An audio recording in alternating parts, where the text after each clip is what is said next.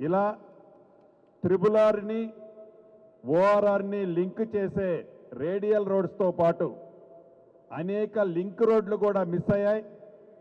ఈ ప్రభుత్వంలో core area ఏదైతే సిటీలో ఉన్న లింక్ రోడ్స్ కోసం సుమారు 2,500 కోట్లతో వర్క్స్ ఆన్గోయింగ్ ఈ ప్రభుత్వం వచ్చిన తర్వాత పిలిచిన టెండర్లే ఈనాడు ఆన్గోయింగ్లో జరుగుతున్నాయి.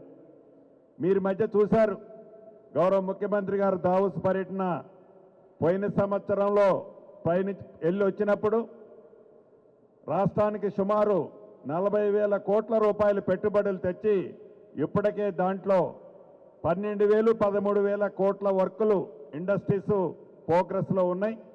మొన్న దావోస్ ప్రయాణానికి వెళ్ళొచ్చిన తర్వాత 1,82,000 కోట్ల రూపాయల వివిధ సెక్టార్లకు సంబంధించిన అది ఇండస్ట్రీస్, ఫార్మాకి రిలేటెడ్, పవర్కి రిలేటెడ్, అదే రకంగా ఐటీకి రిలేటెడ్ దేశంలో ఉండే ప్రపంచంలో ఉండే అనేక దిగ్గజ కంపెనీలని ఇన్వైట్ చేసి వారిని ఒప్పించి మెప్పించి 1,82,000 కోట్ల ఫండ్స్ని అంటే ఇండస్ట్రీస్ని ఈ రాష్ట్రానికి తేవటం జరిగింది.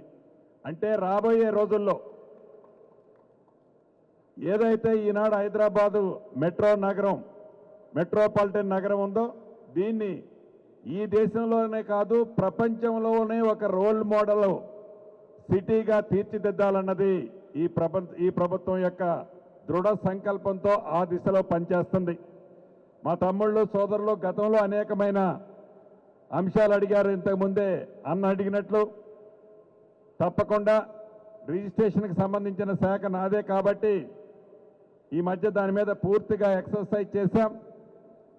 మొదటగా రాష్ట్రంలో పైలట్ ప్రాజెక్టుల కింద కొన్ని సబ్ రిజిస్ట్రార్లో ఏదైతే ఆన్లైన్లో అంటే అక్కడికి పోయి గంటలు వెయిట్ చేయకుండా ఉండే విధంగా ఆన్లైన్లో స్లాట్ బుక్ చేసుకునే కార్యక్రమాన్ని ఈ రాబోయే కపుల్ ఆఫ్ డేస్లో ఆ ఫెసిలిటీని రిజిస్ట్రేషన్లో శాఖలో తీసుకురాబోతున్నాం. దాంతోపాటు రిజిస్ట్రేషన్ శాఖలో అనేకమైన ప్రక్షాళనతో పాటు మోడల్గా ఈ హైదరాబాదు పరిసర ప్రాంతాల్లో ఫుల్ బిజీగా ఉండే రిజిస్ట్రేషన్ ఆఫీసులన్నిటినీ ఈ రాబోయే కపుల్ ఆఫ్ మంత్స్ లోపే ఒక ప్రణాళికతో పబ్లిక్ కాంట్రిబ్యూషన్తో అద్భుతమైన కార్పొరేట్ ఆఫీసులకి ధీటుగా సబ్ రిజిస్ట్రార్ ఆఫీసులు కూడా ఏర్పాటు చేయబోతున్నాం. మిత్రులు అడిగినట్లు తప్పకుండా ప్రాపర్టీ వాల్యూస్ని మార్కెట్ వాల్యూకి, కార్డు వాల్యూకి చాలా ప్రాంతాల్లో చాలా వ్యత్యాసం డిఫరెన్స్ ఉన్నమాట వాస్తవం. వాటిని కరెక్ట్ చేసి ఇక రిజిస్ట్రేషన్ ఛార్జీ విషయానికి వచ్చినప్పుడు దాన్ని ఎలా చేయాలో ఆ ఈక్వేషన్ బట్టి తప్పకుండా దాని మీద కూడా ఈ ప్రభుత్వం ఒక నిర్ణయం తీసుకునే ఆలోచనలో ఈనాడు ఉంది. గతంలో అనేక వేదికల మీద గౌరవ ముఖ్యమంత్రి గారు కానీ నా సహచార మంత్రులు అనేక వేదికల మీద ఈ రియాలిటీ స్ట్రోక్లకి వచ్చినప్పుడు అక్కడ ఆనాడున్న పరిస్థితుల్లో చేసిన వాగ్దానాల్లో కొన్ని చేశాం. రిమైనింగ్ బ్యాలెన్స్ని తప్పకుండా ఈ రియాలిటీలో ఉన్న వాళ్ళని ప్రోత్సహించే దాంట్లో సైమల్టేనియస్గా ఎవరైతే బెనిఫిషరీస్ ఉన్నారో, ఎవరైతే లబ్ధి పొందే వాళ్ళు ఉన్నారో వాళ్ళకి కూడా ఇబ్బంది కలగకుండా ఉండే విధంగా రెండింటినీ బ్యాలెన్స్ చేస్తూ ఈ ప్రభుత్వంలో రాబోయే రోజుల్లో కొన్ని ప్రక్షాళన తీసుకురాబోతున్నాం.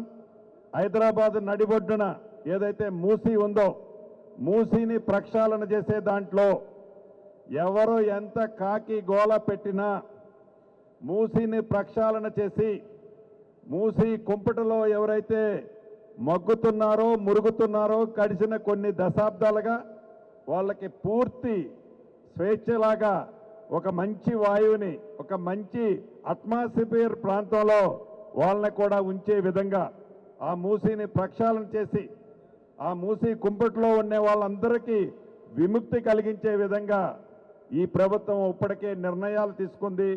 అవన్నీ కూడా రాబోయే కొద్ది నెలల్లోనే మీ కళ్ళకి కొట్టొచ్చినట్లు కనిపించే విధంగా చిత్తశుద్ధితో ఈ ప్రభుత్వం పనిచేయడానికి ఉంది.